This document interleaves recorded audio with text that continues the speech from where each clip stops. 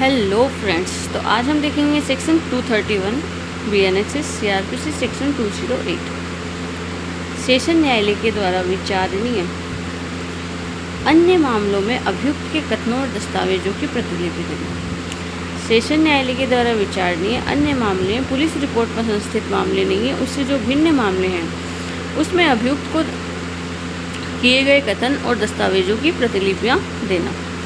तो जहाँ police report से भिन्न आधार पर संस्थित किसी मामले में, ठीक है, पुलिस रिपोर्ट से भिन्न आधार पर संस्थित मामले क्या होते हैं? जो परिवाद पर संस्थित है, प्राप्त जानकारी पर है।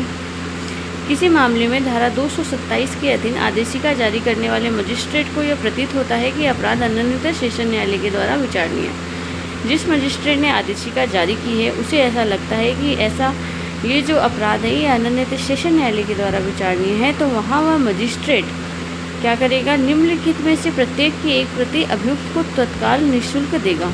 तो नीचे जो डॉक्यूमेंट्स बताए गए हैं उन डॉक्यूमेंट्स की प्रतिलिपि जो है अभियुक्त को बिना किसी विलंब के और निःशुल्क देगा, बिना किसी पे की,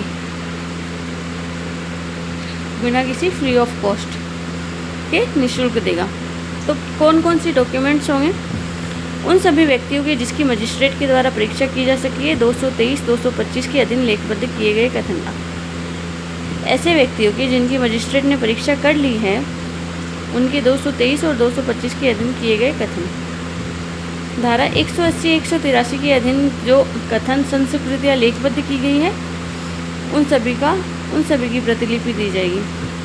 और मजिस्ट्रेट के समक्ष पेश की गई कोई अन्य दस्तावेज, मजिस्ट्रेट के समक्ष कोई अन्य दस्तावेज पेश की गई है जिस पर कि अभियोजन का निर्भर रहने का विचार है, जिस पर कि अभियोजन पक्ष, प्रोसिक्यूशन पक्ष जिस पर कि आर्ग्यूमेंट करेगा, तो इन सब चीज़ों की कॉपी पुलिस रिपोर्ट से भिन्न आधार पर संस्थित मामले में दी जाएगी। तो इसमें कौन सी दी जाएगी? संस्वीकृति कथन की दी जाएगी। फर्स्ट में है 223-225 के अधीन जो मजिस्ट्रेट ने जो बयान लिए हैं उसकी दी जाएगी, और साथ ही अदर कोई डॉक्यूमेंट्स जिस पर कि अभियोजन का निर्भर करने का विचार है आर्ग्यूमेंट के दौरान। परंतु यदि मजिस्ट्रेट का ऐसा समाधान हो जाता है कि ऐसा कोई दस्तावेज बहुत बड़ा है और इसकी प्रतिलिपि देने के बजाय वो क्या करेगा? वो उसे स्वयं या अधिवक्ता के द्वारा न्यायालय में निरीक्षण करने दिया जाएगा। उसे बुलाएगा कि भाई आप स्वयं कर लो या अपने अधिवक्ता के द्वारा ऐसे दस्तावेज का न्यायालय में निरीक्षण कर लो। अब इसमें ये नेक्स्ट प्रोवाइजो ये नया जुड़ा है, अगर न्यायालय चाहे तो ऐसे दस्तावेजों की इलेक्ट्रॉनिक प्रारूप में दस्तावेज के प्रदाय करने के लिए विचार किया जाएगा जो समग्र रूप से प्रस्तुत किए गए हैं। इसमें ये लाइन जोड़ना भूल गए कि अगर ऐसे व्यक्तियों को न्यायालय में उपस्थित नहीं करवाया जाता तो इलेक्ट्रॉनिक प्रारूप में उनके दस्तावेज की प्रतिलिपि का PDF बना के दे दिया जाएगा, और किन दस्तावेजों का PDF देना है या नहीं देना है इस पर न्यायालय विचार करेगा। ये थी अपने सेक्शन 231।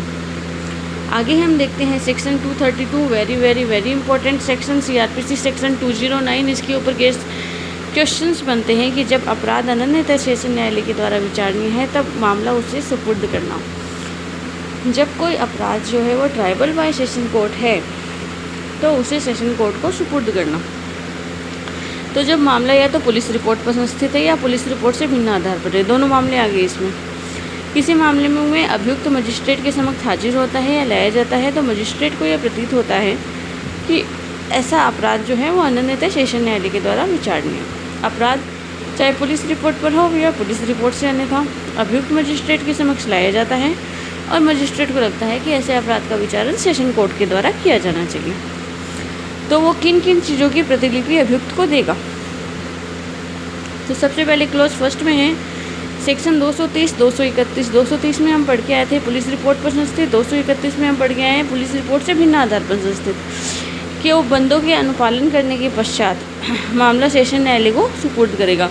इनमें जो जो डॉक्यूमेंट्स दिए जाने थे उन डॉक्यूमेंट्स को देने के पश्चात मामला सेशन न्यायालय को भेजेगा, और जमानत से संबंधित इस संहिता के उपबंध के अधीन रहते हुए अभियुक्त व्यक्ति को अभिरक्षा में तब तक प्रतिप्रेषित करेगा जब तक ऐसी सुपुर्दगी नहीं कर दी जाती। जमानत के कोई उपबंध अगर लागू होते हैं तो उनके अधीन रहते हुए अभियुक्त व्यक्ति को तब तक अभिरक्षा में रख सकता है जब तक कि उसे सेशन कोर्ट को भेज नहीं दिया जाए, सेशन कोर्ट को सुपुर्द न कर दिया जाए। इसका क्लोज 6 कह रहा है कि जमानत से संबंधित इस संहिता के उपबंध के अधीन रहते हुए विचारण के दौरान और समाप्त होने तक अभियुक्त को अभिरक्षा में रखेगा।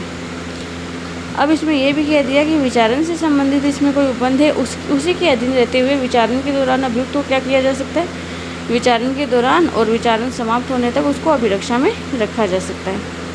मामले के अभिलेख या दस्तावेज कोई जो है उसे साक्ष्य के रूप में न्यायालय में पेश करेगा। मजिस्ट्रेट कोर्ट के कार्य हैं ये सारे। आगे है कि मामले को सेशन न्यायालय को सुपुर्द किए जाने की लोक अभियोजक को सूचना भी देगा कि भाई आपका मामला ट्रायबल बाय सेशन कोर्ट है।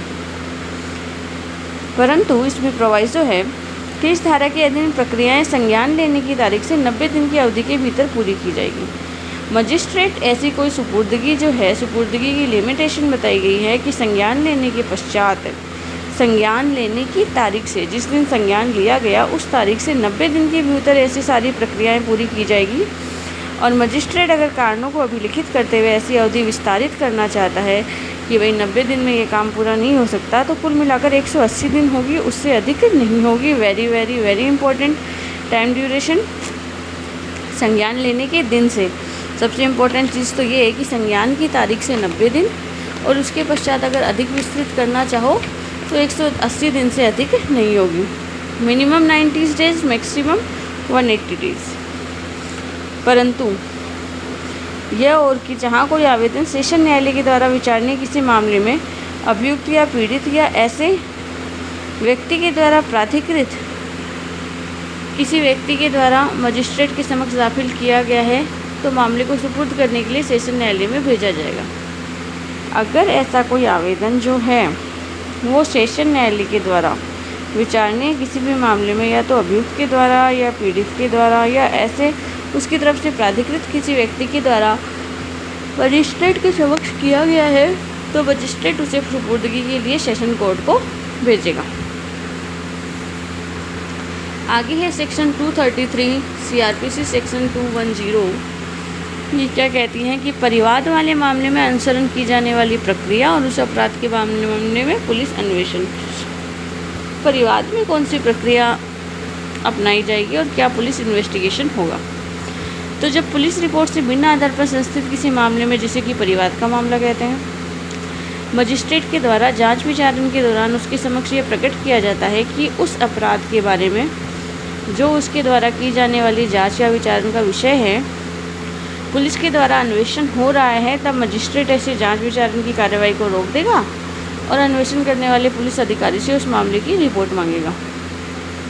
परिवाद पर संस्थित कोई मामला है, मजिस्ट्रेट के समक्ष आया है, मजिस्ट्रेट उसमें जांच विचारण कर रहा है। जांच विचारण के दौरान मजिस्ट्रेट को के सामने यह तथ्य आता है कि अभी तक पुलिस उसमें इन्वेस्टिगेशन कर रही है, तो मजिस्ट्रेट अपनी जांच विचारण की कार्रवाई को तब तक के लिए रोक देगा जब तक कि अन्वेषण करने वाले अधिकारी अपनी रिपोर्ट नहीं भेज दें और अन्वेषण करने वाले अधिकारी से रिपोर्ट मांगेगा।